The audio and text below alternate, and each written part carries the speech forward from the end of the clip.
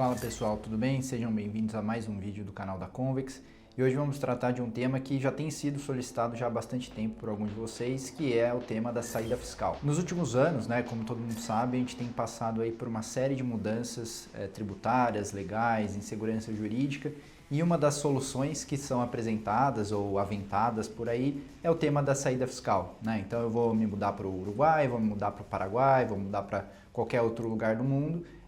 de modo a encerrar minha relação fiscal com o Brasil e não ter que mais pagar, me sujeitar ao imposto de renda no Brasil, entre outros tributos, em especial por conta de todas as mudanças que a gente viu aí nos últimos anos, Seja a legislação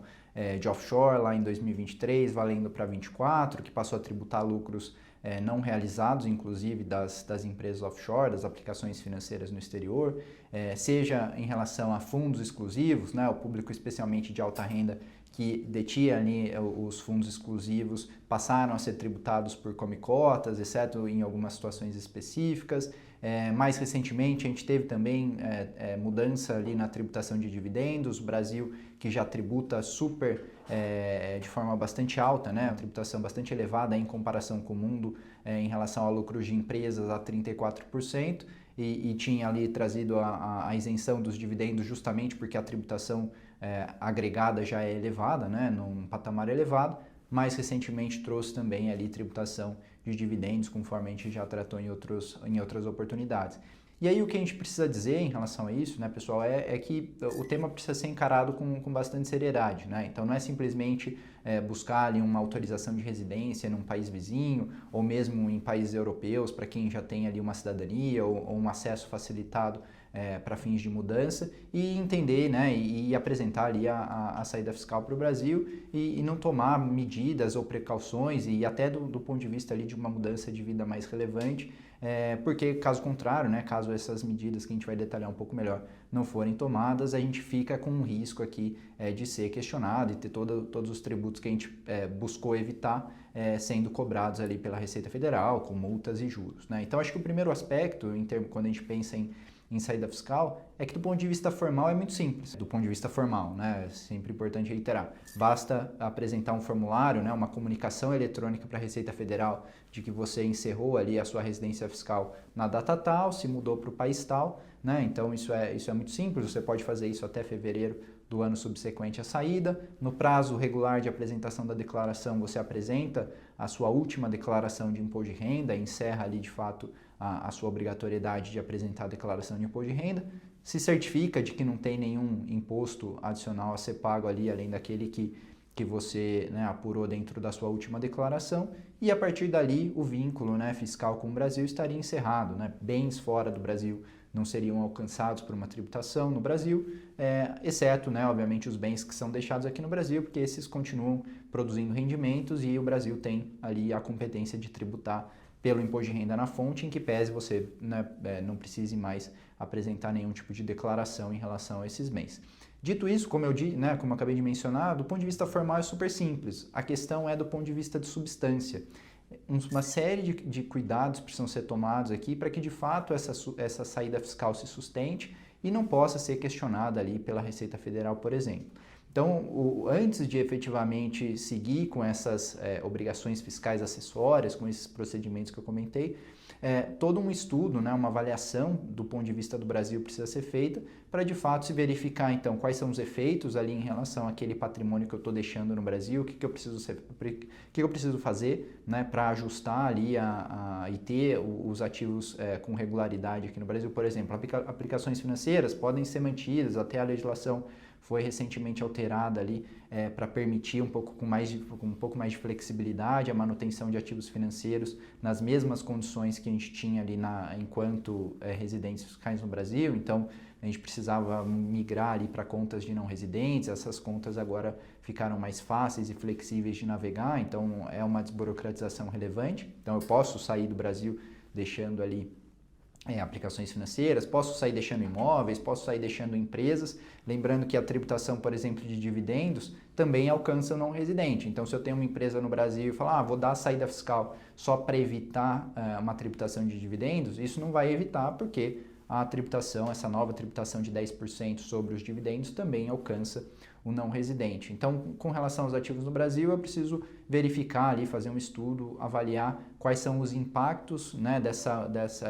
que vão ser aplicáveis, né, a nova forma de tributação que vai ser aplicável sobre os rendimentos produzidos por esses bens e até, eventualmente, quando eu vender, tem o ganho de capital, normalmente é apurado nas mesmas condições que o residente no Brasil se submete, aquela tabelinha progressiva de 15% a 22,5%, mas se eu estiver mudando, por exemplo, para uma jurisdição, para um país que o Brasil entende que é um paraíso fiscal, por exemplo, essa tributação de ganho de capital pode chegar até 25% no Brasil. Então, né, precisa entender aí um pouco, fazer um estudo prévio para verificar para onde eu estou indo, quais são os efeitos aqui na condição de não residente, como esses meus bens, esse patrimônio, esses rendimentos seriam tributados aqui na condição de um não residente. Outro aspecto relevante, né, que normalmente ninguém fala, é que de fato uma saída fiscal ela exige uma mudança de vida, não é simplesmente então seguir os procedimentos ali do ponto de vista formal, tomar os cuidados aqui em relação ao patrimônio que fica, mas de fato eu preciso ter uma mudança de vida, né? Então a legislação diz que um brasileiro, né, uma pessoa que é cidadã brasileira, para que ela deixe de ser considerada residente fiscal no Brasil, ela precisa apresentar a saída, cumprir sim os procedimentos formais, mas de fato apresentar um ânimo definitivo de não permanecer no país. E o que isso significa basicamente? Significa que o meu trabalho, as minhas principais fontes de renda, a minha família, obviamente cada um tem uma situação, né? Tem pessoas que têm renda decorrente só do patrimônio que possui, ou tem pessoas que têm uma relação empregatícia, tem uma relação de empreendedorismo, que tem ali uma empresa que às vezes fica ou às vezes vai ser desenvolvida no outro lugar do mundo. A pessoa tem família, tem cônjuge, tem filhos, esse núcleo familiar vai acompanhar ou não vai? Então todos esses elementos, né, o que a gente chama de elementos que dão substância aqui de fato a essa saída fiscal, eles precisam ser observados para que eu consiga, né, caso questionado, ter a capacidade de comprovar que, olha, então minha família se mudou comigo, meus filhos estão matriculados na escola do país de destino, não estão matriculados na escola do Brasil, o meu trabalho, minha principal atividade é desenvolvida no exterior, não no Brasil, eu não tenho presença física no Brasil, e aí uma informação equivocada que normalmente alguns consultores acabam até reproduzindo é que eu não posso, uma vez que eu apresentei a saída fiscal, eu não posso permanecer no Brasil mais do que 183 dias por ano, ou em cada janela de 12 meses. Isso não é uma informação correta, porque a legislação diz que esse número de dias, ou esse critério objetivo, ele só é aplicado para os estrangeiros, então para aqueles que não têm cidadania brasileira. Para o brasileiro, basta qualquer retorno, ou basta estar no Brasil com um ânimo definitivo de aqui permanecer, que já existem ali, do ponto de vista legal, elementos para que essa pessoa seja considerada residente fiscal no Brasil. Então, do ponto de vista do Brasil, né, o que a gente precisa cuidar dos elementos de substância, que eu acabei de descrever, então dependem, obviamente, da situação familiar de cada um, né, quem é o núcleo familiar, qual que é a atividade principal, onde estão os principais bens, para que de fato aqui a gente consiga, caso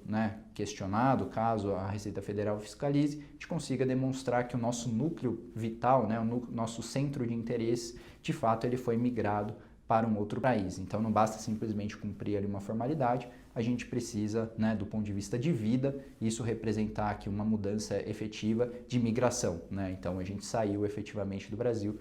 sejam com os nossos bens, sejam com a nossa família, seja com a nossa atividade, que a gente tenha uma relação mais próxima com o país de destino do que necessariamente com o Brasil, que obviamente a gente continua mantendo relação, tem famílias, amigos, negócios, bens, que obviamente podem ser mantidos, mas que obviamente quando a gente aqui estiver, a gente sempre tem que ter aquela representação, aquela figura de alguém que está visitando como um estrangeiro que vem aqui visitar os negócios, vem aqui visitar os bens que aqui possui, e não como aquela pessoa que mora efetivamente no Brasil, que tem uma residência à disposição e coisas nesse sentido. Então, obviamente, né, cada caso é um caso, isso precisa ser avaliado no caso concreto. Um outro aspecto que precisa ser muito olhado também são os efeitos dessa migração no país de destino. Então, antes de, obviamente, tomar uma decisão e seguir em frente com a saída fiscal, toda uma análise pré-imigratória precisa ser feita no país de destino, seja do ponto de vista de autorização de residência, então o que eu preciso ter para que o país ali do destino me autorize a permanecer de uma forma definitiva, né, com caráter permanente efetivamente, e quais são os efeitos fiscais, sucessórios, patrimoniais dessa minha mudança para esse país, ou seja, eu preciso verificar qual que vai ser minha tributação, seja em relação aos bens que eu vou carregar, que eu vou levar para esse país de destino, mas também os bens que eu vou manter em outros países, né? Da mesma forma que o Brasil adota um regime de tributação universal, ou seja, não importa onde os bens que eu tenho, eles estão, o fato é que pelo fato de ser residente no Brasil, eles vão ser alcançados pela tributação. Muitos países pelo mundo também adotam esse regime de que, independentemente de onde esses bens estejam, eles vão ser alcançados pela tributação desses países também. Então, preciso fazer uma análise específica ali de tributação naquele país. Preciso olhar, né, se eu sou casado, como que aquele país ele olha para a dinâmica de regime de bens. Então, se eu tenho uma separação total de bens, se aquele país também adota um regime semelhante, quais são as formalidades que eu preciso adotar para que esse regime que foi escolhido no Brasil também seja respeitado naquele país de destino, entre outros aspectos, obviamente, que são ali super relevantes e que vão dizer ali, obviamente, estar relacionados com a realidade específica de cada família. E até pincelando um pouco, né, pessoal, alguns destinos que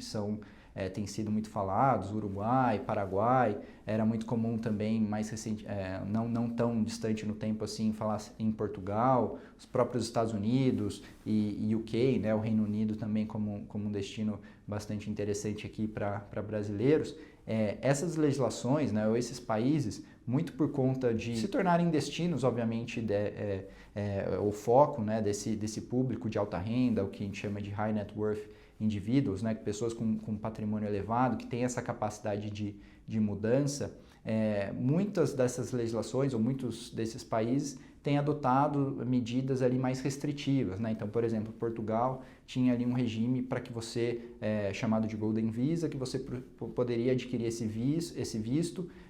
de permanência efetiva, né? ou de mudança permanente para aquele país, de modo que você precisava passar só 7 dias por ano lá, e esse visto era conseguido, por exemplo, com investimento imobiliário. Muito por questões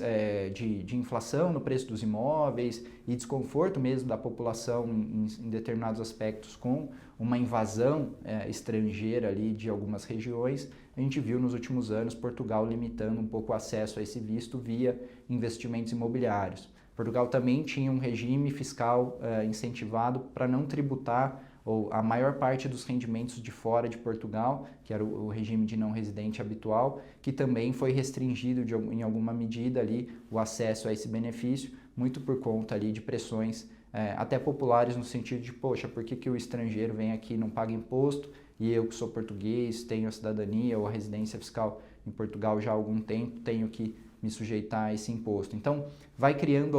esse tipo de regime vai criando algumas fricções e os países vão se adaptando. O UK também é um exemplo clássico aqui de que tinha uma tributação histórica no sentido de que os rendimentos do exterior, né, de fora de UK, só eram tributados quando efetivamente enviados para o Reino Unido, e essa legislação também mudou recentemente, muito por questões até de pressão fiscal interna, de precisar ali saldar déficits e endividamento público crescente, como forma de angariar ou tentar angariar novos recursos ali. O que mudou a legislação para tributar, dando um regime de transição ali, mas para tributar esses rendimentos de fora, independentemente se repatriados ou levados para o Reino Unido. Então, muitos países, né, pressionados por questões fiscais, como a gente tem visto não só no Brasil, mas é uma realidade aí, de grande parte dos países desenvolvidos, a gente também tem visto ali pressões, né, a própria Itália, que costumava ser um destino bastante importante nesse sentido, tinha lá, você trocava a sua tributação do exterior, né, de fora da Itália, por um pagamento anual de 100 mil euros, recentemente 100 mil euros foi elevado para 200 e já se discute ali a possibilidade de aumentar para 300 ou para qualquer outro número parecido nesse sentido. Então, óbvio, alguns estados vão mantendo ali algum incentivo, né, para atrair esse público, mas de outro lado vão aumentando, vão restringindo ali um pouco esses benefícios como uma forma de tentar, inclusive, aumentar um pouco a arrecadação desses países, obviamente se aproveitando aqui da alta capacidade contributiva que esse público possui em termos de pagamento de imposto. Então, acho que só para resumir, né, pessoal, e os Estados Unidos, né, acho que só para finalizar esse giro aí, é um país que tem uma alta tributação, né, para as pessoas físicas e, obviamente, não é um destino que as pessoas costumam escolher por questões tributárias, mas mais por oportunidades, por tudo que o país representa aqui em termos de empreendedorismo, segurança jurídica, etc. Mas é um país que exige aqui um planejamento pré-imigratório bastante robusto, especialmente para evitar que, em relação aos bens que são detidos fora dos Estados Unidos e foram adquiridos inclusive antes dessa mudança para os Estados Unidos, eles possam ter depois uma tributação mais vantajosa quando de uma efetiva venda, porque a legislação americana também alcança esses bens, esses rendimentos lá no futuro. Então, é importante sim fazer um planejamento pré-imigratório a 4 mãos, né? Com advogados no Brasil, contadores no Brasil e com especialistas, consultores também lá no país de destino, para que seja um planejamento coeso, tenha lógica, tenha uma estrutura que se converse, né, para evitar ineficiência em ambos os lados. Eventualmente aproveitar tributos que são pagos num país para serem compensados no outro e vice-versa. Então é importante, né? Não é uma decisão simples de ser tomada, tanto que a maioria das pessoas,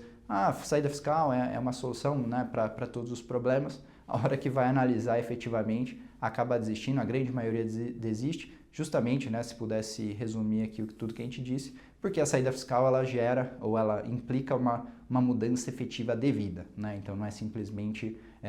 um status, né, um formulário que é preenchido, é de fato aqui uma mudança efetiva de vida que exige aqui uma série, né, de passos e medidas que precisam ser tomadas antecipadamente e obviamente ao longo do processo aí para que tudo seja feito da forma mais adequada e no pós todos os cuidados para que depois o país, né, como por exemplo o Brasil, não possa dizer que essa saída fiscal ela foi indevida ou mesmo que depois a pessoa voltou e readquiriu a condição de residente, que é sempre um risco aí, especialmente porque quando a gente encerra esse vínculo, a gente deixa de pagar imposto para o Brasil. Então, precisa ser feito com bastante cuidado, com bastante parcimônia, aí, de uma forma bem estruturada, para que depois não possa ser questionado pela Receita Federal. Tá bom? Por hoje é isso, pessoal. A gente se vê na próxima.